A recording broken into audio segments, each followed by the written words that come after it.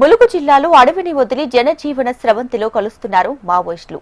తాజాగా మరో 5గురు మావోయిస్టులు పోలీసుల ఎదుట లొంగిపోయారు. ములుగు ఎస్పీ శంభరేష్ ఎదుట స్వచ్ఛందంగా 5గురు మావోయిస్టులు లొంగిపోగా వారికి తక్షణ సాయం కింద 25,000 రూపాయలు అందించారు.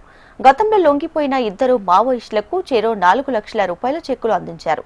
పోరు కన్నా ఊరు మిన్నా మన ఊరికి తరలిరండి అనే ప్రోగ్రాం ద్వారా ములుగు జిల్లాలో ఇప్పటి వరకు 73 మంది మావోయిస్టులు స్వచ్ఛందంగా లొంగిపోయినట్లు వెల్లడించారు.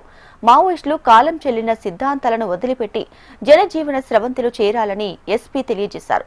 ఇక లొంగిపోయిన వారికి రివార్డుతో పాటు ప్రభుత్వం అందించే సంక్షేమ పథకాలు అందిస్తామన్నారు. ఒక అప్పీల్ చేస్తున్నాను. ఎందుకంటే మాకున్న సమాచారం మేరకు ఎవరు కూడా ఆదివాసులు కానీ ఎవరు కూడా వాళ్ళకి ఎక్కువ సహకారం ఇవ్వడం లేదు.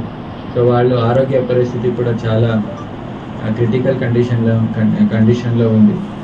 సో మీ ఆరోగ్యం అనేది చాలా ఇంపార్టెంట్. మీకోసం మీ ఫ్యామిలీ ఎదురు చూస్తూ ఉంది. మీరు సరెండర్ అవుతే డెఫినెట్లీ మీ రీహాబిలిటేషన్ భాగంగా మీకు పీస్ఫుల్ లైఫ్ లీడ్ చేసే విధంగా అన్ని రకాల ఫెసిలిటీస్ ఇవ్వాల్సిన బాధ్యత as a district SP it is my responsibility.